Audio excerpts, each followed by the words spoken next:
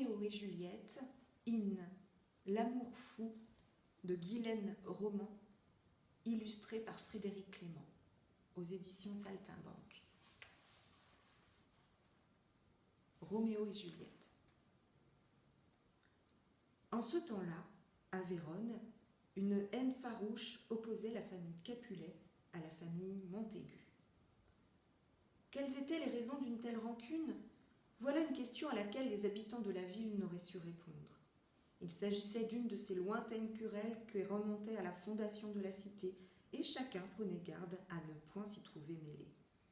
Un geste anodin, une parole en l'air, un haussement d'épaule, un sourire ironique ou provoquant, et les dagues sortaient de leurs fourreaux. Depuis des générations, chaque jour de marché se terminait en bagarre entre les jeunes gens des deux maisons, et le seigneur Escalus, gouverneur de la ville, avait bien du mal à faire régner l'ordre et maintenir la paix.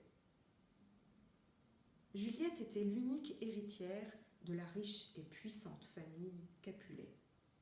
Sa fraîcheur et son sourire faisaient le bonheur de ses proches, et, en cette fin de printemps, une grande nouvelle venait de lui être annoncée. Elle épouserait prochainement Paris, un gentilhomme qui déjà la chérissait de tout son cœur. À cette occasion, on accrochait partout des guirlandes de genêts et de lilas, on allumait les lanternes, on rôtissait, pâtissait, cuisinait. Les fiançailles de Juliette seraient célébrées le soir même par une somptueuse fête costumée. Roméo, quant à lui, courait le Guilledoux.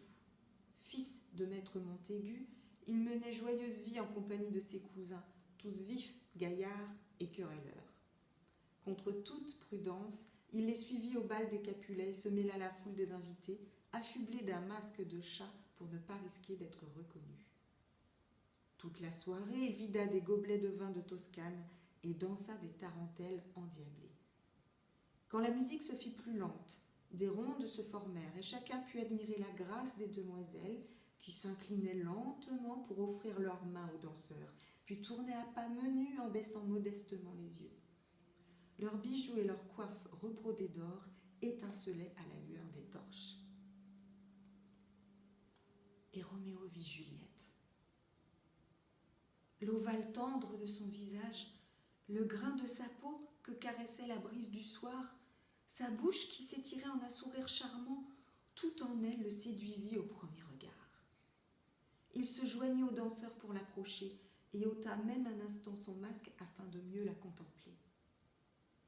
« Je n'avais jamais connu la vraie beauté avant ce soir, se dit-il à lui-même, ébloui et tremblant. » Juliette sentit les yeux de Roméo accompagner chacun de ses gestes, et l'intensité de son regard la troubla. Elle le vit se faufiler entre les piliers pour venir jusqu'à elle, et, quand il posa sa main sur la sienne, elle étouffa un petit cri de surprise et de ravissement. C'est ce soir-là que leurs lèvres se joignirent pour la première fois, et ce baiser allait bouleverser leur jeune vie. À la fin du bal, alors que les invités s'éloignaient, Roméo découvrit qui était Juliette, et Juliette comprit qui était Roméo. Quel cruel destin les avait ainsi offerts l'un à l'autre. Le jeune homme rentrait chez lui, frémissant d'une émotion mêlée d'espérance et de crainte, lorsqu'il aperçut Juliette au balcon de sa chambre, la joue appuyée sur sa main, les yeux dans les étoiles qui s'y reflétaient. « Ah, voici mon doux amour, murmura-t-il, si seulement elle pouvait savoir. » Il s'approcha pour mieux la contempler et l'entendit prononcer les mots qu'il n'osait espérer. « Oh, Roméo, Roméo, pourquoi es-tu Roméo? Si tu devais m'aimer, je ne serais plus une Capulet et peu m'importe l'héritage de mon père. Renonce à être un Montaigu, mon doux amour, et unissons nos vies. » Roméo sortit alors de l'ombre et grimpa prestement jusqu'à sa belle. « Imprudent, que fais-tu là ?» s'inquiéta Juliette quand elle le vit. « C'est la mort assurée pour toi si nos hommes t'aperçoivent. » Mais aussitôt elle ajouta, les mains jointes comme dans une prière. « M'aimes-tu, mon doux amour?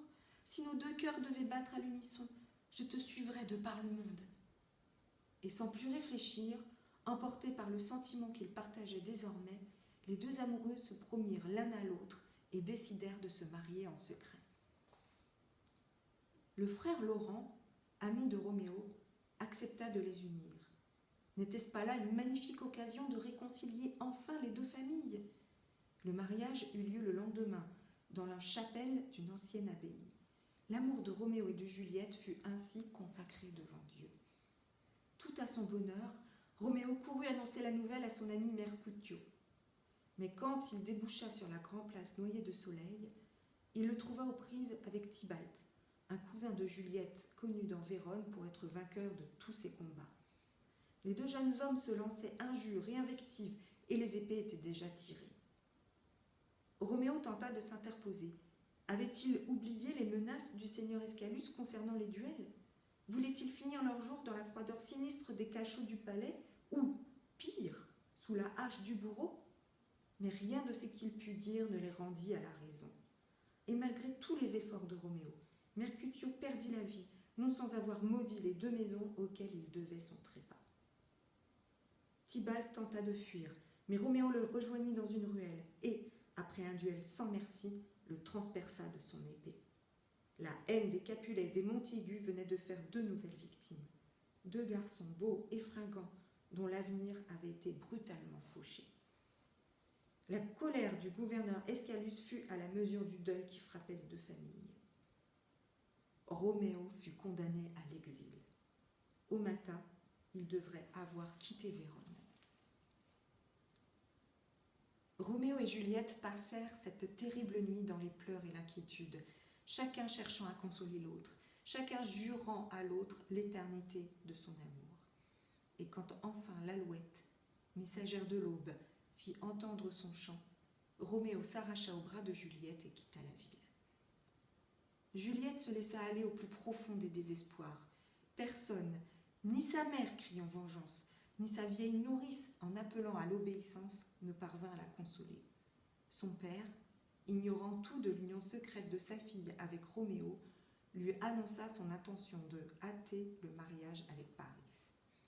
Les larmes de la jeune fille redoublèrent et elle refusa à grands cris de prendre pour époux celui qu'on lui destinait. Maître Capulet entra aussitôt dans une épouvantable colère et menaça Juliette de la déshériter. Seul le frère Laurent pouvait désormais empêcher ce mariage. Juliette courut jusqu'à l'abbaye. Mis au courant de ce qui se tramait, le saint homme l'entraîna dans l'atelier où il traitait les plantes de son jardin et lui confia une fiole qui contenait une mystérieuse potion. « Rentrez chez vous, mon enfant, lui conseilla-t-il. Accédez à tout ce que votre père vous demandera. Puis, une fois seul dans votre chambre, buvez ceci. Presque aussitôt, une terrible froideur envahira votre corps et votre pouls ralentira au point que vous semblerez morte. Il en sera ainsi pendant 42 heures. Mais vous vous réveillerez ensuite, fraîche et dispose, comme après une simple nuit de sommeil. » Le stratagème du vieil homme était bien conçu. Roméo serait prévenu grâce à une lettre que le prêtre lui ferait porter par un jeune moine, et il n'aurait plus qu'à se glisser dans le tombeau des Capulets pour y attendre le réveil de Juliette. Ils pourraient ensuite s'enfuir ensemble, où ils voudraient, jusqu'à ce que leur famille approuve leur union. Juliette suivit en tout point les instructions du frère Laurent, malgré la peur qui l'étreignait, et quand le lendemain matin, sa nourrice la trouva sans vie, ce ne furent que cris d'incrédulité et de consternation. Le malheur venait à nouveau de frapper la maison des Capulets. Roméo fut prévenu de la mort de Juliette par son ami Balthazar. Fou de douleur, il galopa vers Vérone, croisant sans le savoir le jeune moine porteur de la lettre du frère Laurent. Il descendit dans le sombre tombeau des Capulets, serrant dans sa main une fiole de poison achetée à un apothicaire de Mantoue. Juliette gisait là, aux côtés de son cousin Tybalt. Comme elle était belle encore, ses lèvres gardaient leur douce couleur rosée. Roméo y déposa un dernier baiser. Puis, sans hésiter, il avala le poison et la vie le quitta, comme il l'avait souhaité, sans autre douleur que celle de son amour perdu. Frère Laurent trouva les deux amants couchés l'un près de l'autre. À la lueur d'une torche, il vit Juliette s'éveiller doucement et ne put lui cacher le corps de Roméo. « Venez, mon enfant, il faut fuir, la supplia-t-il. un destin funeste a déjoué nos plans. Puis, entendant les cris de guet alertés par les lumières, il s'enfuit lâchement dans la nuit, abandonnant Juliette à son désespoir. « Mon tendre amour n'est plus, à quoi bon vivre à présent ?» souffla Juliette. « Pour qui le vent, pour qui la lune, et pour qui désormais les étoiles, puisqu'il ne pourra plus les contempler ?» Le poignard de Roméo étincelait dans la pénombre.